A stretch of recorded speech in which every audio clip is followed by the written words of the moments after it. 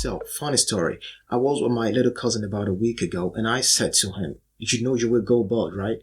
He didn't hesitate. He looked me straight in the eye and replied, "Yeah, I know." He's only 14, but knows what's coming. See, when male pattern baldness runs in your family, there's a big chance you won't escape it. I mean, once that gene is in your bloodline, it's like a curse you can't run away from. I'm 38 now. My hairline switched to the reverse gear about 20 years ago. It wasn't sudden. Your temples start looking more prominent, your barber struggling not to dig in too deep, and you looking in the mirror knowing it's happening. See, when dealing with baldness, you either go with the flow or try hard to fight it. I'm in the category of those who didn't put up a fight. And if you're doing everything possible to resist it, good for you. I wish you the best of luck. But I'm sure you know there is no real permanent fix. I mean, all you can do is try to pause the hair loss with medication and stuff, but once you stop, it kicks back into full gear. A hair transplant is another option, and it works for some people, but the truth is, some of us just don't have that luxury. Some don't want to go through the stress, the process, the routine, and all of that. For me, I decided to embrace it early on. I mean, why fight something that was biologically destined to happen? I figured I'd save myself the anxiety, money, and desperation that comes with trying to cling to my dying hair follicles. I started shaving my head completely bald in my early 20s, and to be honest, it actually felt good. I loved what I saw in the mirror. Back then, I was a very big fan of Tupac, and I was like channeling my inner Tupac Shakur, if that makes any sense.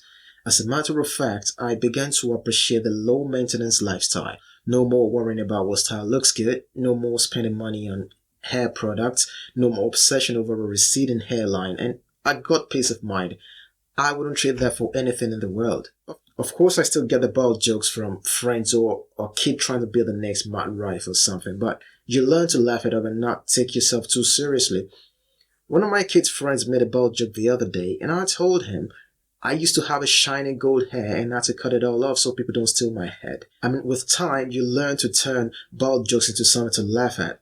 Male pattern baldness is a genetic condition out of my control, but being insecure about it is a decision I refuse to make. The way I see it, going bald is far from the worst genetic hand I could have been dealt. It doesn't affect my health or core identity in any way. It's a surface level cosmetic thing that I've embraced as just another part of who I am. And for most people getting to this level, it happens in 5 stages. Number 1, the discovery and the shock. You're like, oh my God, I'm going bald. 2, you're desperate trying to stop the inevitable. You cry for help. You search Google, YouTube, and everywhere looking for a solution. 3, acceptance. It's a slow, gradual process for most people, but you're coming to terms with your situation, yeah? 4, you're shaving like every weekend, investing in clippers and whatnot.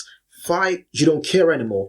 In fact, you love how you look. You're confident. It's a part of your identity, and no amount of bald jokes will hurt your feelings. But like I said, if you find a solution at stage 2, good for you. As a matter of fact, I respect you for putting up a fight. But for those who want to reach stage 5 like me, let me tell you, it's liberating. You'll find that being bald does not define you in any way.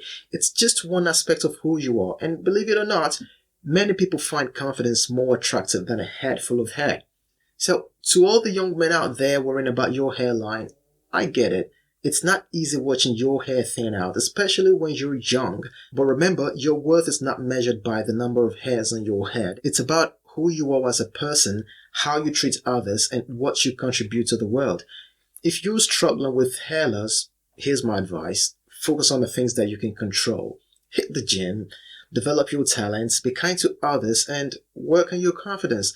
These are the things that truly matter and make you attractive both inside and out. And if you've decided to embrace the bald look, welcome to the club. We've got some pretty cool members. Think Jason Statham, Terry Crews, Lord Voldemort, Thanos. Not bad company, right?